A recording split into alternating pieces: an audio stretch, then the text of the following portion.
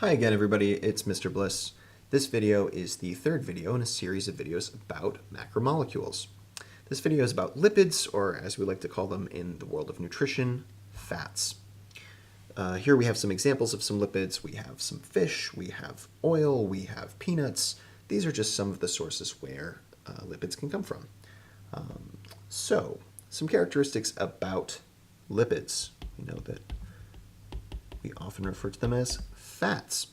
Well, some other things about lipids is that just like in our last video about carbohydrates, lipids are going to be made out of the same things. They're going to be made out of carbon and hydrogen and oxygen.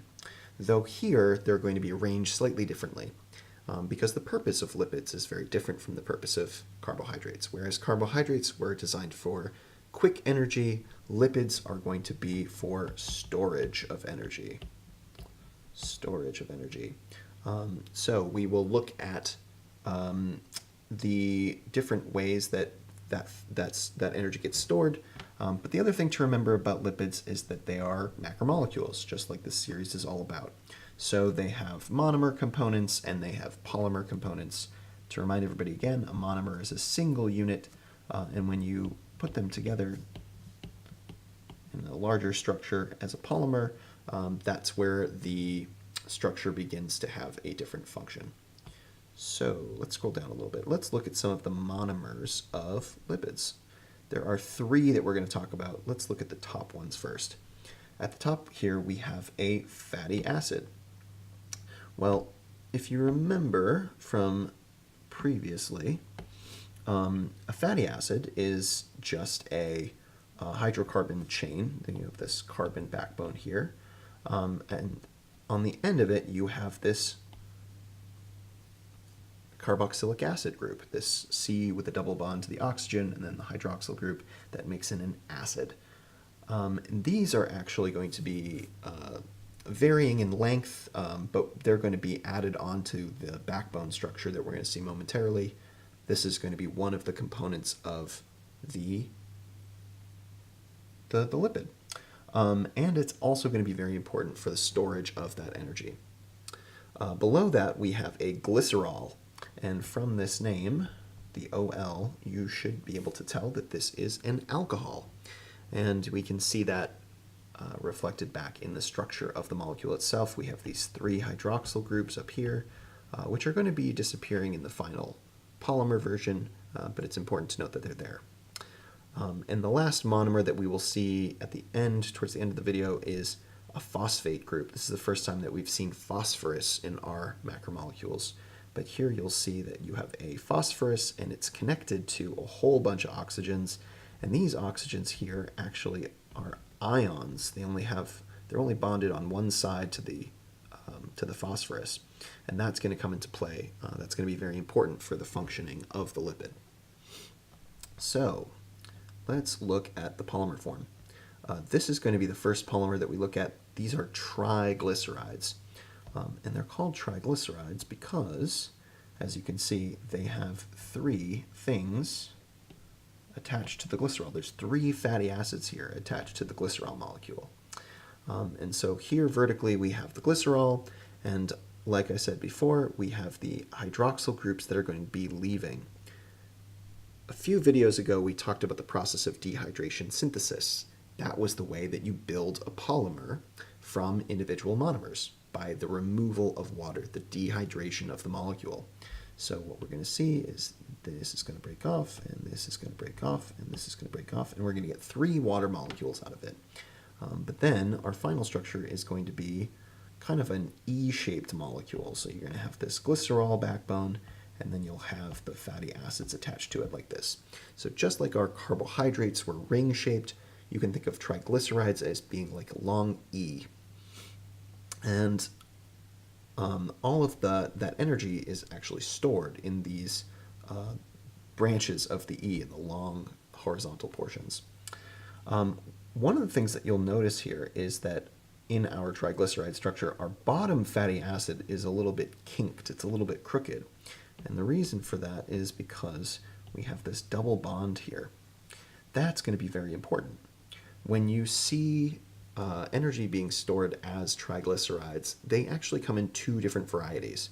And we refer to them as being saturated fats or unsaturated fats. So here on the top, we have our saturated fat. And our saturated fat is comprised of a regular glycerol, and then our fatty acid chains all have single bonds. They're all alkanes, just like the first two in this molecule up here, the top two. But in the bottom fatty acid, where you see that double bond, well, it starts to get a little bit crooked. So this is what we refer to as an unsaturated fat. Why is it saturated or unsaturated? Well, saturated means that it's full. And so in that structure, in that top structure, all of the carbons are full. They have hydrogens filling in all of the gaps. But in the bottom structure, what you see is that some of the carbons are double bonded, and that changes the bond angles. Well, I know that you've heard of saturated fats and unsaturated fats in nutrition labels or in health class. But what does that mean? Why is one considered better than the other? Well, if you look at this structure with the single bonds here, if I had a whole bunch of other saturated fats here, I could squeeze them all in next to each other, and they actually can compact pretty closely. And so in this sense, you can get a lot of them close together. Saturated fats are solids at room temperature. So some examples of saturated fats are animal fats, butter, these sorts of things. Whereas unsaturated fats that can't really get close to each other, if I have a whole bunch of them near each other, they have to stay spread out. They can't compact. And since you can't get a lot of those molecules close to each other, they remain liquids at room temperature. And often we refer to liquid fats as oils. So in this diagram that I drew at the beginning of the video here, this would be an example on the left of a unsaturated fat. All right, so that's triglycerides. We have the glycerol molecule and 3 fatty acids. That's where the tri comes from. You can have saturated fats as triglycerides, unsaturated fats as triglycerides. These are all based in nutrition. If you're eating a lot of sugar, for example, and you're getting quick energy, let's say you eat a lot of candy bars and you have all of that energy, but you don't use it right away, the materials that we use to build those molecules actually get stored in the body not as sugars, but as fats. And you can see the correlation. If you eat a lot of food and you don't use it up, people get fat, and that's where that fat comes from. It gets stored as triglycerides surrounding muscles, and in other places as well. So those are triglycerides there. The second type of polymer that we're going to be looking at are phospholipids. And from that word here, phospho, you know that we're going to be using that third type of monomer here, the phosphate group, which I've drawn down here. So whereas the triglyceride had 3 fatty acids that attached here and here and here, we're missing a fatty acid. And instead, we're going to get 2 fatty acids and 1 phosphate group. Now, this phosphate group is actually going to be really important because of the way that phospholipids react with water. Well, what do I mean by that? So here's our water molecule here that we've seen. We have our oxygen right here, and we have our 2 hydrogens like this. But one of the things that we haven't necessarily focused on with water is that it is a type of molecule that we describe as polar. And what that means is that the electrons that are occupying different orbitals of this molecule actually aren't shared evenly throughout the molecule. So picture it as a 3D shape. We actually see an uneven sharing, which leads to a slightly negative charge on the top and a slightly positive charge on the bottom. And that is really interesting because if you've ever seen water form a droplet, just like this, the reason why it does that is because the negative end of one of these water molecules is actually going to be slightly attracted to the positive end of another water molecule. And you're going to see this slight attachment here. They're going to be weakly bonded together through something called a hydrogen bond. And so water often reacts very well with other polar molecules. Well, what do we know about fats? Specifically, if you've ever seen oil and water, do they mix? No, they separate from one another. So, when we look at this phospholipid, what we'll see is specifically with the triglycerides, sorry, I know I'm scrolling back and forth here, triglycerides are nonpolar throughout the whole thing. They're nonpolar. They don't have a positive end or a negative end. They have the same charge kind of all over the place. But with a phospholipid, that actually changes because you have these ions here with the negative charges. So these are going to react with water. But the tails are still non-polar, and they are not going to react with water. So what does that mean for phospholipids? Well, if we represent them slightly differently, if we draw them instead of like this with the phosphate head and the long tails in a very accurate arrangement for how the molecule will look, we're going to simplify it a little bit. We're going to draw them like this. Here's our phosphate head.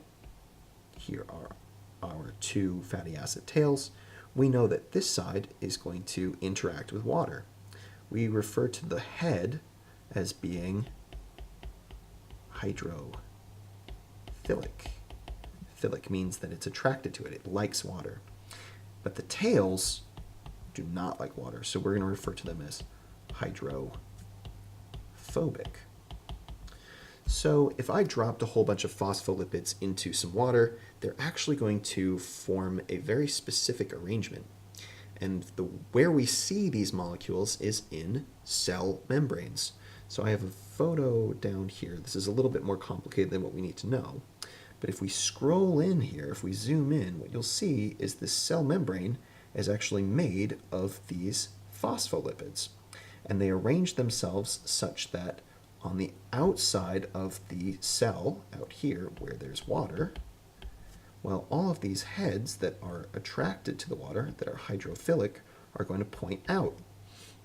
But the tails, make this a little smaller, the tails that do not like water are on the inside where there's no water.